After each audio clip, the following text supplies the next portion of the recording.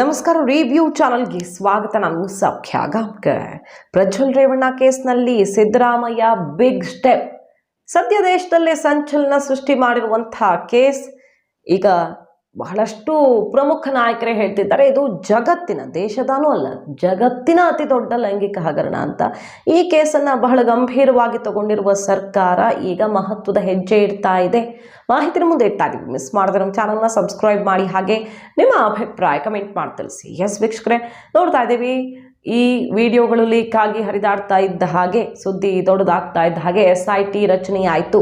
ಸಾಮಾನ್ಯವಾಗಿ special investigation ಟೀಮ್ಗೆ ಹೋಗುತ್ತೆ ಯಾವುದಾದ್ರೂ ಕೇಸ್ ಅಂದರೆ ಆದಷ್ಟು ಬೇಗ ತಾರ್ಕಿಕ ಅಂತ್ಯಕ್ಕೆ ಆ ಕೇಸನ್ನು ತಗೊಂಡು ಹೋಗೋ ಪ್ರಯತ್ನ ಆಗ್ತಿದೆ ಅಂತ ಅರ್ಥ. ಮತ್ತೆ ಮೇಲ್ನೋಟಕ್ಕಂತೂ ಇದು ಅತ್ಯಂತ ಗಂಭೀರ ಸ್ವರೂಪದ ಕೇಸ್ ಅಂತಾನೆ ಅನ್ಸುತ್ತೆ. ಒಂದಲ್ಲ ಎರಡಲ್ಲ ಸಾವಿರಾರು ವಿಡಿಯೋಗಳು ಅನ್ನೋ ವಿಚಾರ ಕೇಳಿ ಬಂದಿರೋದು, ಈಗಾಗಲೇ ಬಹಳಷ್ಟು ಹರಿದಾಡ್ತಿರೋದು ಕೂಡ.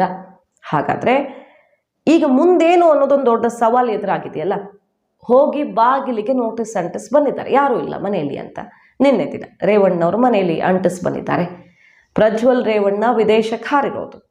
ಪ್ರಜ್ವಲ್ ರೇವಣ್ಣ 3ನೇ ತಾರೀಕಿಗೆ ಬರ್ತಾರೆ, 4ನೇ ತಾರೀಕಿಗೆ ಬರ್ತಾರೆ ಅಂತೆಲ್ಲ ಈಗ ಹೇಳಲಾಗ್ತಿದೆ. ಮೊದಲೇ ರಿಟರ್ನ್ ಬರುವಂಥದ್ದು ಕೂಡ ನಿಗದಿಯಾಗಿತ್ತು, ಬೇರೆ ಪೂರ್ವ ನಿಗದಿತ ಕೆಲಸದ ಮೇರೆಗೆ ಅವ್ರು ಹೋಗಿರೋದು ಅಂತ. ವಿದೇಶಕ್ಕೆ ಹಾರಿರೋದ್ರ ಸುತ್ತಾನೆ ಕೆಸರು ಚಾಟ ಆಯಿತು ರಾಜಕೀಯವಾಗಿ. ಕೇಂದ್ರ ಸರ್ಕಾರನೇ ಪ್ಲ್ಯಾನ್ ಮಾಡಿಬಿಡ್ತು ತಮ್ಮ ಮಿತ್ರ ಪಕ್ಷ ಬಚಾವ್ ಮಾಡೋದಿಕ್ಕೆ ಅಂತ. ಹಾಗೆ ಅಮಿತ್ ಶಾ ಸೇರಿದಂತೆ BJP ನಾಯಕರು ಕಾಂಗ್ರೆಸ್ ವಿರುದ್ಧ ಮುಗಿಬಿದ್ರು. ಇಷ್ಟು ದಿನ ಏನು ಮಾಡ್ತಿದ್ರಿ, ತಪ್ಪಿಸ್ಕೊಂಡು ಹೋಗೋ ತನಕ ರಾಜ್ಯದಲ್ಲಿ ಸರ್ಕಾರ ಇರೋದು ಯಾರ್ದು, ನಿಮಗೆ ಮೊದಲೇ ಗೊತ್ತಿದ್ರೂ ಕೂಡ ಆ್ಯಕ್ಷನ್ ತಗೊಳ್ಳಿಲ್ಲ ಅಂತ ಕುಮಾರಸ್ವಾಮಿ ಅವರು ಹೇಳಿದ್ದು. ಸೊ ಇದು ಪ್ಲ್ಯಾಂಡ್ ಆಗಿ ಕಾಂಗ್ರೆಸ್ಸೇ ಮಾಡಿರೋದು. ಅದರಲ್ಲೂ DK ಶಿವಕುಮಾರ್ ಅನ್ನೋ ಥರ JDS ನಾಯಕರು ಮುಗಿಬಿದ್ದಿದ್ದನ್ನು ನೋಡಿದ್ದೀವಿ.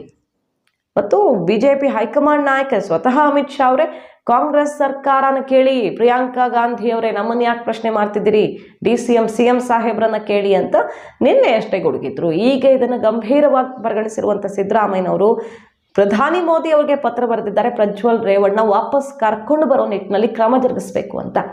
ಇಂತಹ ಸೋ MP ಈ ಥರ ತಲೆಮರೆಸ್ಕೊಂಡಿರೋದು ಈ ಕೇಸಲ್ಲಿ ಫಿಟ್ ಆಗಿರೋ ಬಗ್ಗೆ ನಿಮ್ಮ ಗಮನಕ್ಕೂ ಕೂಡ ಇರುತ್ತೆ. ಆದರೆ ಇದೆಲ್ಲ ಗೊತ್ತಾಗ್ತಾ ಇದ್ದ ಹಾಗೆ ಆತ ವಿದೇಶಕ್ಕೆ ಪರಾರಿಯಾಗಿದ್ದು ಈಗ ವಾಪಸ್ ಕರ್ಕೊಂಡು ಬರಬೇಕಾಗಿದೆ. ಸೊ ತಕ್ಷಣಕ್ಕೆ ಪಾಸ್ಪೋರ್ಟ್ ಕ್ಯಾನ್ಸಲ್ ಮಾಡೋದು, ಇನ್ನು ಈ ಥರ ಆ್ಯಕ್ಷನ್ ತಗೊಳ್ಳೋದಕ್ಕೆ ಸಂಬಂಧಿತ ಅಧಿಕಾರಿಗಳಿಗೆ ಸೂಚನೆ ಕೊಡಬೇಕು ಅಂತ ಪ್ರಧಾನಿಗಳ ಮೊರೆ ಹೋಗಿದ್ದಾರೆ ಸಿದ್ದರಾಮಯ್ಯ.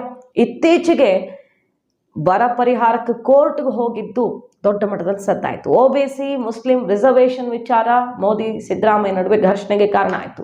ಈಗ ಪ್ರಜ್ವಲ್ ರೇವಣ್ಣ ಕೇಸಲ್ಲೂ ಕೂಡ ಕೇಂದ್ರ ಸರ್ಕಾರ ವರ್ಸಸ್ ರಾಜ್ಯ ಸರ್ಕಾರ, ಯಾರು ಹೊಣೆ, ಓಡ್ ಹೋಗೋಕೆ ಬಿಟ್ಟವ್ರು ಯಾರು, ಆ್ಯಕ್ಷನ್ ತಗೊಳ್ಬೇಕಾಗಿದ್ದವ್ರು ಯಾರು ಅನ್ನೋದ್ರ ಬಗ್ಗೆ ಜಟಾಪಟಿ ಆಗ್ತಾ ಇದೆ. ಬರೀ ಕರ್ನಾಟಕ ಹಾಸನಕ್ಕೆ ಸೀಮಿತವಾಗಿಲ್ಲ.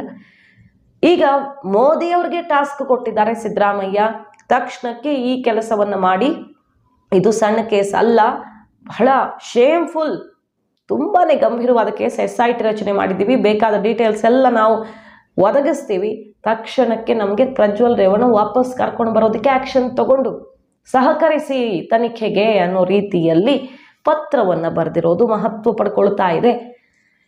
ಈಗ ವಿಡಿಯೋ ಬಿಟ್ಟಿದ್ಯಾರು ಅನ್ನೋ ವಿಚಾರದಲ್ಲೂ ಕೈ ಕಮಲ ಸಮರ ನಡೀತಾ ಇರೋದು ನೋಡ್ತಾ ಇದ್ದೀವಿ. ಮತ್ತು ಇನ್ವೆಸ್ಟಿಗೇಷನ್ ವಿಚಾರದಲ್ಲೂ ಕೂಡ ಇದು ಮತ್ತೊಂದು ಹಂತಕ್ಕೆ ಹೋಗ್ತಾ ಇದೆ. ಮಾಹಿತಿ ನಿಮ್ಗೆ ಇಷ್ಟ ಆಗಿದ್ರೆ ಮಿಸ್ ಮಾಡಿದ್ರೆ ನಮ್ಮ ಚಾನಲ್ನ ಸಬ್ಸ್ಕ್ರೈಬ್ ಮಾಡಿ, ನಿಮ್ಮ ಅಭಿಪ್ರಾಯ ಕಮೆಂಟ್ ಮಾಡಿ ತಿಳಿಸಿ. Thank you.